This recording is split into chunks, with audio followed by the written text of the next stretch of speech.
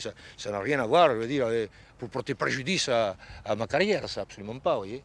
Non. T'as fini? Je n'avais pas peur. Bon.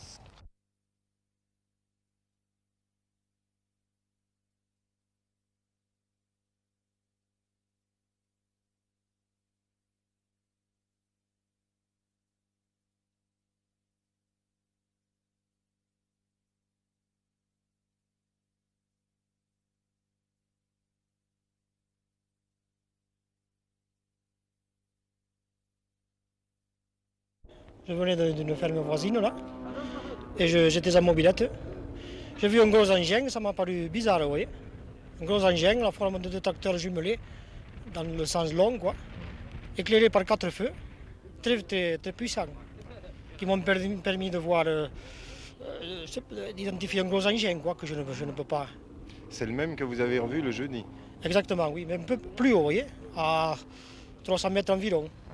Et alors, dimanche, quand vous avez prévenu la gendarmerie, c'était non loin d'ici? Et en face de la ferme, là, j'ai vu les... À peu près où nous nous trouvons, à 100 Voilà, mètres d'ici. oui. Ce que j'appelle moi des projecteurs, là, qui éclairaient puissamment. Et comment expliquer ça? C'était des projecteurs qui se trouvaient entre ciel et terre ou... C'était des projecteurs qui marchaient toujours à ras de terre, vous voyez. On aurait dit que ça nageait, quoi. Et Que ça glissait. qui éclairaient une superficie importante? Et oui, là où ils étaient braqués, ça éclairait vivement. Est-ce que vous avez essayé d'aller voir vous-même? Je dis oui, j'ai essayé, j'ai appelé mon fils. On est monté ici où nous sommes, et c'était éteint. Quand on est arrivé, il n'y en avait rien plus. Il n'y avait plus rien. Il n'y avait plus rien. Et la terre, ici, à ce moment-là, on enfonçait. Enfin, particulièrement ce dimanche, vous avez prévenu les gendarmes. Le 23, le dimanche 23. Oui, il faisait beau, quoi. Il faisait froid, mais il faisait beau. Et personne ne peut aller se promener dans les champs en ce moment. Oh non, c'était mou, il y avait presque l'eau, quoi. Vous n'avez pas d'appareil photo? Si, à la maison, mais j'ai pas pensé à ça. Quand nous sommes arrivés sur les lieux, nous avons vu une boule qui se situe entre les deux arbres et le parasol. Une boule environ de, disons, 1 mètre de diamètre, rouge, de couleur rouge vif, rouge feu. Et elle était dentelée et de ces dents émanait, si l'on peut dire, une lueur jaunâtre. Jaunâtre qui éclairait sur un diamètre, disons, de 10 mètres environ. Et parfois elle disparaissait et 2 secondes après elle apparaissait à nouveau. Le phénomène a duré en tout combien de temps? Le phénomène a duré 30 minutes environ, avec 3 ou 4 disparitions. Pendant ce temps-là, vous vous trouviez, vous, qu'est-ce que vous avez fait en somme? Nous avons regardé le phénomène, nous étions sur la hauteur et nous le surveillions. Le lendemain, une patrouille de la gendarmerie a effectué une patrouille sur le terrain et aucune trace, aucun indice, rien n'a été relevé. Et pourtant, le terrain était très mou car il avait plu l'avant-veille. Et ici, dans le pays, on ne vous avait jamais fait mention auparavant de phénomènes de ce genre, ou disons similaires? C'est la première fois que ce phénomène, depuis que je suis à la brigade, depuis 9 ans environ, c'est la première fois qu'un phénomène semblable se manifeste. Vous avez eu peur? Non, de suite non, mais enfin mon fils m'a dit maintenant n'avance plus, ça vient vers nous, et je m'en vais. Et alors il a commencé à partir et moi je l'ai suivi. Non, je n'avais pas peur, non, je n'ai pas eu peur. Moi je n'ai jamais trop cru à ces soucoupes là, vous voyez. Mais là, maintenant je ne sais pas, que penser. De toute façon, moi je n'ai pas pensé que ce soit des bonhommes, vous voyez, parce qu'on l'a assez approché avec mon fils. Vous avez eu le sentiment de quelque chose d'étrange, d'inhabituel Ah oui.